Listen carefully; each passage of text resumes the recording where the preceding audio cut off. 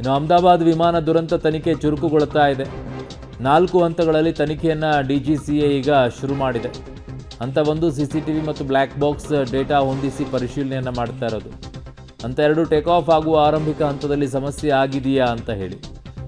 ಹಂತ 3 ವಿಮಾನದ ಇಂಜಿನ್ಗೆ ಪಕ್ಷಿ ಡಿಕ್ಕಿ ಹೊಡೆದಿದೆಯಾ ಅನ್ನುವಂಥದ್ದನ್ನು, ಎಂಜಿನ್ ವೈಫಲ್ಯ ಸಾಧ್ಯತೆಯ ಬಗ್ಗೆಯೂ ಕೂಡ ಪರಿಶೀಲನೆ ಮಾಡ್ತಾರೆ. ಸೊ ಎಲ್ಲ ತನಿಖೆ ಮಾಡೋಕ್ಕಿಂತ ಮುಂಚಿತವಾಗಿ ನೋಡ್ತಾರೆ. ಹಂತ 4 ಪೈಲಟ್ ದೋಷ ಅಥವಾ ತಾಂತ್ರಿಕ ಅಸಮರ್ಪಕ ಕಾರ್ಯದ ಬಗ್ಗೆ. ಅಲ್ಲಿ ಫಸ್ಟು ಅದರಲ್ಲಿ ವಿಮಾನದಲ್ಲಿ ಬದುಕುಳಿದಿದ್ದಾರಲ್ವಾ ರಮೇಶ್ ಅಂತೇಳಿ, ಅವರನ್ನು ಫಸ್ಟ್ ಹೋಗಿ ಕೇಳ್ತಾರೆ ಏನಾಯಿತು ಫಸ್ಟು ಅಂತ ಹೇಳಿ. ಅವ್ರು ಹೇಳುವಂಥ ಆಧಾರದ ಮೇಲೆ ಆ ಆ್ಯಂಗಲಲ್ಲಿ ತನಿಖೆಯನ್ನು ಶುರು ಮಾಡ್ತಾರೆ. ಬೇರೆ ಆ್ಯಂಗಲ್ಗಳಲ್ಲೂ ತನಿಖೆ ಮಾಡ್ತಾರೆ. ಫಸ್ಟ್ ಅವರು ಅಲ್ಲಿ ಹೇಳ್ತಾ ಇದ್ದಿದ್ದೇನು, ಟೇಕ್ ಆಫ್ ಆದ ತಕ್ಷಣ ಇಂಜಿನ್ ಆಫ್ ಆದಂಗೆ ಆಗೋಯಿತು, ಯಾವ ಸೌಂಡು ಬರಲಿಲ್ಲ, ಎಕ್ಸಿಲೇಟ್ರು ಇಲ್ಲ, ಏನೂ ಇಲ್ಲ. ನಾರ್ಮಲಿ ಫ್ಲೈಟ್ ಟೇಕ್ ಆಫ್ ಆದಾಗ ಬೂಸ್ಟ್ ಆಗುತ್ತೆ, ಮೇಲ್ಗಡೆಗೆ ಹೋಗಬೇಕು ಅಂತಂದಾಗ ಸೌಂಡ್ ಬೇರೆ ರೀತಿಯಲ್ಲಿರುತ್ತೆ ಫ್ಲೈಟ್ ಹೋಗಬೇಕಾದ್ರೆ. ಅದಾಗಲೇ ಇಲ್ಲ, ಆಫ್ ಆದಂಗೆ ಆಗೋಯ್ತು ಅಂತ ಹೇಳ್ತಾರೆ. ಹಾಗಿದಾಗ ಏನೋ ಸಮಸ್ಯೆ ಆಗಿದೆ, ಭಾಳ ದೊಡ್ಡ ಮಟ್ಟದಲ್ಲೇ ಸಮಸ್ಯೆ ಆದಂಗಿದೆ ಅದು ಒಳಗಡೆಗೆ. ಸೊ ಇಂಜಿನ್ ತಾಂತ್ರಿಕ ದೋಷ ಅದರಲ್ಲಿ ಡೆಫಿನೆಟ್ಲಿ ಕಂಡು ಬರ್ತಾ ಇದೆ ಅನ್ನೋದಂತೂ ಸ್ಪಷ್ಟವಾಗಿದೆ. ನನ್ನ ಸಹೋದ್ಯೋಗಿ ಪವಿತ್ರ ನನ್ನ ಸಂಪರ್ಕಕ್ಕೆ ಸಿಗ್ತಾ ಇದ್ದಾರೆ. ಪವಿತ್ರ, ಬದುಕುಳಿದಿರುವಂತಹ ವ್ಯಕ್ತಿ ಹೇಳುವಂಥ ಮಾತುಗಳನ್ನು ಕೇಳಿಸ್ಕೊಳ್ಬೇಕಾದ್ರೆ ಅವನು ಹೇಳ್ತಾನೆ ಟೇಕ್ ಆಫ್ ಆದ ತಕ್ಷಣ ಇಂಜಿನ್ ಆಫ್ ಆದಂಗೆ ಆಯಿತು, ಯಾವ ಎಕ್ಸಿಲೇಟ್ರು ಇರಲಿಲ್ಲ, ಫ್ಲೈಟ್ ಮೇಲ್ಗಡೆಗೆ ಹೋಗಲಿಲ್ಲ ಅಂತ ಹೇಳ್ತಾರೆ. ಸೊ ಆ ಆ್ಯಂಗಲನ್ನು ಇಟ್ಕೊಂಡು ತನಿಖೆಯನ್ನು ಆರಂಭ ಮಾಡ್ತಾರೆ. ಉಳಿದಂಥ ಆ್ಯಂಗಲ್ಗಳಲ್ಲೂ ಕೂಡ ತನಿಖೆಯನ್ನು ಮಾಡ್ತಾರೆ. ಈ ತನಿಖೆ ಅತ್ಯಂತ ಮಹತ್ವದ್ದಾಗತ್ತೆ ಈ ಪ್ರಕರಣದಲ್ಲಿ. ಈಗ ಯಾವ ಹೆಜ್ಜೆಯನ್ನು ಇಡ್ತಾ ಇದೆ ಅಂತ ಈಗ ತನಿಖೆ? ಅರುಣ್, ಈ ತನಿಖೆಯಲ್ಲಿ ವ್ಯಕ್ತಿ ಆಧಾರಿತ ಹೇಳಿಕೆಗಿಂತ ಟೆಕ್ನಿಕಲ್ ಆಕ್ಸೆಪ್ಟನ್ನು ಆ ಒಂದು ಹಂತದಲ್ಲಿ ಅವರು ಆಯಾಮದಲ್ಲಿ ಚರ್ಚೆಯನ್ನ ಮಾಡ್ತಾರೆ. ತನಿಖೆ ಆ ರೀತಿಯ ಪ್ರಗತಿಯನ್ನ ಕಾಣುತ್ತೆ. ಈಗಾಗಲೇ ಭಾರತದ ಕೇಂದ್ರ ನಾಗರಿಕ ವಿಮಾನಯಾನದ ಅಂಡರ್ನಲ್ಲಿ ಈ ಕಂಪ್ಲೀಟ್ ಆಗಿರುವಂತಹ ತನಿಖೆ ನಡೀತೆ. ಅದರ ಜೊತೆಗೆ ಅಮೆರಿಕ ಕೂಡ ಟೆಕ್ನಾಲಜಿಯ ನೆರವನ್ನು ಕೊಡ್ತಾ ಇದೆ. ಬ್ರಿಟನ್ ಕೂಡ ತಮ್ಮ ನೆರವನ್ನು ಕೊಡೋದಾಗಿ ಘೋಷಣೆಯನ್ನ ಮಾಡಿಕೊಂಡಿದೆ. ಅವರ ತನಿಖಾ ಸಂಸ್ಥೆಗಳು ಕೂಡ ಬಂದಿದೆ. ಸೊ ಹಂತವಾಗಿ ಈ ಒಂದು ತನಿಖಾ ವರದಿ ನಡೆಯುತ್ತೆ. ಎಲ್ರಿಗೂ ಕೂಡ ಅಚ್ಚರಿ ಅಂದ್ರೆ ಈ ಡ್ರೀಮ್ ಲೈನರ್ ಏನಿದೆ ಅದು ಅತ್ಯಾಧುನಿಕವಾಗಿರುವಂತಹ ಇಂಜಿನ್ಗಳನ್ನು ಹೊಂದಿದೆ.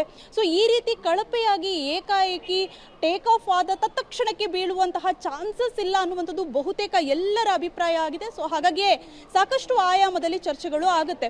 ಸೊ ಪ್ರಮುಖವಾಗಿ ಬ್ಲ್ಯಾಕ್ ಬಾಕ್ಸ್ ಏನಿದೆ ಅಲ್ಲಿರುವಂತಹ ಎಲ್ಲಾ ವಿವರಗಳನ್ನ ಸಂಗ್ರಹ ಮಾಡಲಾಗುತ್ತೆ. ಜೊತೆಗೆ CCTV ಫುಟೇಜ್ಗಳನ್ನ ಕೂಡ ನೀನೆ ರಿವೀಲ್ ಮಾಡಿದ್ರು. ಯಾವ ರೀತಿ ಟೇಕ್ ಆಫ್ ಸಹಜವಾಗಿ ಆಗಿತ್ತು, ಅದಾದ ನಂತರ ಏನಾದರೂ ಇನಿಷಿಯಲ್ ಹಂತದಲ್ಲಿ ಯಾವುದೇ ರೀತಿಯ ಸಮಸ್ಯೆ ಕಂಡಿಲ್ಲ, ಅದಾದ ನಂತರ ಸಮಸ್ಯೆ ಆಗಿತ್ತು ಅನ್ನುವಂಥದ್ದು ಆರಂಭಿಕ ಹಂತದಲ್ಲಿ ಗೊತ್ತಾಗ್ತಾ ಇದೆ. ಜೊತೆಗೆ 30 ಸೆಕೆಂಡ್ಸ್ಗಳ ಅಂತರದಲ್ಲಿ ಅಷ್ಟೂ ಜನರ ಜೀವ ಕೂಡ ಸಜೀವವಾಗಿ ದಹನವಾಗಿರುವಂಥದ್ದು. ಹಾಗಾಗಿ ಆ CCTV ದೃಶ್ಯಾವಳಿಗಳು ಹಾಗೂ ಆ ಬ್ಲ್ಯಾಕ್ ಬಾಕ್ಸ್ ಏನಿದೆ ಅದರ ಎರಡೂ ಜೋಡಣೆಯನ್ನ ಮಾಡಿ ಏನಾಗಿದೆ ಅಂತ ತನಿಖೆಯನ್ನ ಮಾಡ್ತಾರೆ. ಅದಾದ ಬಳಿಕ ನಿಖರವಾಗಿ ಇನಿಷಿಯಲ್ ಸ್ಟೇಜ್ ಅಲ್ಲಿ ಟೇಕಪ್ ಆಗುವಂತಹ ಸಂದರ್ಭದಲ್ಲಿ ಏನಾದರೂ ದೋಷ ಕಾಣಿಸ್ಕೊಂಡಿತ್ತಾ ಅನ್ನುವಂತಹ ತನಿಖೆ ನಡೆಯುತ್ತೆ. ಅದಾದ ಬಳಿಕ ಎಂಜಿನ್ ನಲ್ಲಿ ಯಾವ ರೀತಿ ದೋಷ ಕಾಣಿಸಿಕೊಂಡಿತ್ತ ಅಥವಾ ಇದು ಪೈಲಟ್ ನಿಂದ ಆಗಿರುವಂತಹ ತಪ್ಪ. ಸೊ ಈ ರೀತಿಯಾಗಿ ನಾನಾ ಆಯಾಮದಲ್ಲಿ ನಡೆಯುತ್ತೆ. ಜೊತೆಗೆ ಪ್ರಮುಖವಾಗಿ ಅಹಮದಾಬಾದ್ ಏರ್ಪೋರ್ಟ್ ನ ಸುತ್ತಮುತ್ತ ಹಕ್ಕಿಗಳ ಹಾರಾಟ ಹೆಚ್ಚಾಗಿ ಕಾಣಿಸ್ಕೊಳ್ಳುತ್ತೆ ಅನ್ನುವಂಥದ್ದು ಎಲ್ಲರ ಅಭಿಪ್ರಾಯ. ಬಿಕಾಸ್ ಅಲ್ಲೊಂದು ಸ್ಲಮ್ ಇದೆ. ಸೊ ಹಾಗಾಗಿ ಅಲ್ಲಿಂದ ಸಾಕಷ್ಟು ಹಕ್ಕಿಗಳ ಹಾರಾಟ ಇರುತ್ತೆ. ಸೊ ಹಾಗಾಗಿ ಹಕ್ಕಿ ಏನಾದರೂ ಡಿಕ್ಕಿಯಾಗಿ ಈ ದುರಂತ ಸಂಭವಿಸಿತಾ, ಈ ರೀತಿಯ ಎಲ್ಲಾ ಆಯಾಮಗಳಿಂದಲೂ ಚರ್ಚೆಗಳು ಜೊತೆಗೆ ತನಿಖಾ ವರದಿ ಬರುತ್ತೆ. ಎಲ್ರಿಗೂ ಇರುವಂತಹ ಆತಂಕ ಏನಾಗಿರ್ಬೋದು, ಎಂಜಿನ್ ವೈಫಲ್ಯನ ಅಥವಾ ಇಡೀ ಆ ಒಂದು ಸುರಕ್ಷತೆಯ ಬಗ್ಗೆ ಈಗ ದೊಡ್ಡ ಮಟ್ಟದ ಪ್ರಶ್ನೆ ಎತ್ತಿದೆ. ಯಾಕಂದ್ರೆ ಅತ್ಯಾಧುನಿಕ ತಂತ್ರಜ್ಞಾನ ಅಂತ ಹೇಳಿರುವಂತಹ ಈ ಡ್ರೀಮ್ ಲೈನರ್ ಅಲ್ಲಿ ಇಷ್ಟೊಂದು ಕಳಪೆ ಮಟ್ಟದ ಸುರಕ್ಷತೆಯ ಕ್ರಮಗಳನ್ನ ಅಳವಡಿಸಿದ್ರ ಏನು ಅನ್ನುವಂತಹ ಪ್ರಶ್ನೆ ಎದ್ದಿದೆ. ಸೊ ಹಾಗಾಗಿ ತನಿಖಾ ವರದಿ ಯಾವ ರೀತಿ ಆಗುತ್ತೆ, ಏನ್ ರಿಪೋರ್ಟ್ ಬರುತ್ತೆ ಅನ್ನುವಂಥದ್ದು ಎಲ್ರಿಗೂ ಕೂಡ ಕುತೂಹಲ. ಈಗಾಗಲೇ ಅವಶೇಷದಡಿಯಲ್ಲಿ ಸಿಕ್ಕಿರುವಂತಹ DVR ಅನ್ನ ಕೂಡ ವಶವನ್ನ ಅಲ್ಲಿ ಗುಜರಾತಿನ ATS ಅಧಿಕಾರಿಗಳು ವಶಪಡಿಸಿಕೊಂಡಿದ್ದಾರೆ. ಅರುಣ್, ಓಕೆ, ಈಗ ಪವಿತ್ರ, ಈ ವಿಚಾರದಲ್ಲಿ ಯಾರೆಲ್ಲ ತನಿಖೆಗೆ ಬರುತ್ತಾರೆ, ಯಾರೆಲ್ಲ ಮುಖ್ಯವಾಗಿ ತನಿಖೆಯನ್ನು ಮಾಡ್ತಾರೆ ಅಂತ ಹೇಳಿ? ಯಾಕಂದರೆ ಈಗ ಬ್ರಿಟನ್ ಪ್ರಜೆಗಳು ಕೂಡ ಇದರಲ್ಲಿ ಸಾವನ್ನಪ್ಪಿರೋದ್ರಿಂದ ಬ್ರಿಟನ್ ಕೂಡ ಈಗ ತನಿಖೆಗೆ ಮುಂದಾಗತ್ತೆ. ಜೊತೆಗೆ ಇದಕ್ಕೆ ಸಂಬಂಧಪಟ್ಟಂತೆ ಅಂತಾರಾಷ್ಟ್ರೀಯ ತನಿಖಾ ತಂಡವೂ ಕೂಡ ಎಂಟ್ರಿ ಕೊಡುತ್ತೆ ಅಂತ ಹೇಳ್ತಾ ಇದ್ರು. ಯಾರೆಲ್ಲ ತನಿಖೆಯನ್ನು ಮಾಡ್ತಾರೆ ಈ ಪ್ರಕರಣದಲ್ಲಿ ಅಂತ?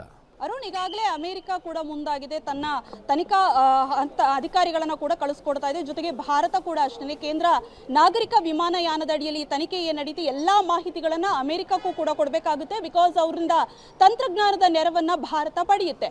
ಇನ್ನೊಂದು ಕಡೆಗೆ ಬ್ರಿಟನ್ ಕೂಡ ಮುಂದಾಗಿದೆ. ಸೊ ಅವರು ಕೂಡ ನಮಗೆ ಒಂದಿಷ್ಟು ಟೆಕ್ನಿಕಲಿ ಹೆಲ್ಪ್ ಅನ್ನ ಮಾಡಬಹುದು.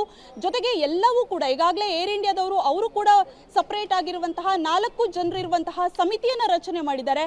ಇಂಟರ್ನಲ್ ಆಗಿ ಅವರು ಕೂಡ ಒಂದು ತನಿಖಾ ವರದಿಯನ್ನ ರೆಡಿ ಮಾಡ್ತಾರೆ. ಹೇಗಾಗಿದೆ ಈ ದುರಂತ ಅನ್ನುವಂತಹ ವಿಶ್ಲೇಷಣೆಯನ್ನ ಪಡಿತಾರೆ. ಅದು ಕೂಡ ಎಲ್ಲ ವಿವರವನ್ನ ಸಂಗ್ರಹ ಮಾಡಿಕೊಂಡು. ಸೊ ಹಾಗಾಗಿ ಜೊತೆಗೆ ಈಗಾಗಲೇ ಒಬ್ಬ ಬದುಕುಳಿದಂತಹ ವ್ಯಕ್ತಿ ಇದ್ದಾರೆ, ಆತನ ಹೇಳಿಕೆಯನ್ನ ಕೂಡ ಇನಿಷಿಯಲ್ ಹಂತದಲ್ಲಿ ಪಡ್ಕೋಬಹುದು. ಜೊತೆಗೆ ಪ್ರಮುಖವಾಗಿ ಏರ್ ಇಂಡಿಯಾದ ಅಧಿಕಾರಿಗಳನ್ನ ಕೂಡ ಸಂಪರ್ಕ ಮಾಡಿ ಪ್ರಮುಖ ಈಗ ಪ್ರಶ್ನೆ ಇರುವಂತದ್ದು ಅಂದ್ರೆ ಈ ಬೋಯಿಂಗ್ ಎಷ್ಟರ ಮಟ್ಟಿಗೆ ಸುರಕ್ಷತಾ ಕ್ರಮಗಳನ್ನ ಅಳವಡಿಸಿಕೊಂಡಿತ್ತು, ಯಾವ ರೀತಿಯ ಸುರಕ್ಷತೆಗಳು ಇದ್ವು ಏನು ಅನ್ನುವಂತಹ ಪ್ರಶ್ನೆಗಳು ಎದ್ದಿದೆ. ಸೊ ಅವೆಲ್ಲ ವಿವರಗಳನ್ನ ಅಧಿಕಾರಿಗಳು ಪಡೆದುಕೊಳ್ತಾರೆ. ಸೊ ಶೀಘ್ರದಲ್ಲಿ ಆ ವರದಿ ಕೂಡ ರಿವೀಲ್ ಆಗುತ್ತೆ. ಸಾಕಷ್ಟು ಇಡೀ ದೇಶದಲ್ಲೇ ಒಂದು ಹಂತದಲ್ಲಿ ಬೆಚ್ಚಿ ಬೀಳಿಸಿರುವಂತಹ ಪ್ರಕರಣ ಇದು. ಜೊತೆಗೆ ರನ್ವೇಯಲ್ಲಿ ಜಸ್ಟ್ ಹೋಗುವಂತಹ ಸಂದರ್ಭದಲ್ಲೇ ಟೇಕ್ ಆಫ್ ಆಗುವಂತಹ ಸಂದರ್ಭದಲ್ಲೇ ನಡೆದಂತಹ ಮಹಾ ದುರಂತ ಇದು. ಸೊ ಹಾಗಾಗಿ ಸಾಕಷ್ಟು ಕುತೂಹಲವನ್ನ ಪಡೆದುಕೊಂಡಿದೆ. ಸೊ ಯಾವಾಗ ಈ ಒಂದು ಎನ್ಕ್ವೈರಿ ರಿಪೋರ್ಟ್ ಔಟ್ ಆಗುತ್ತೆ ಅನ್ನುವಂತಹ ವಿಚಾರದಲ್ಲಿ ಅರುಣ್. ಓಕೆ ಪವಿತ್ರ, ನಿಮ್ಮೆಲ್ಲ ಮಾಹಿತಿಗೆ ಧನ್ಯವಾದಗಳು.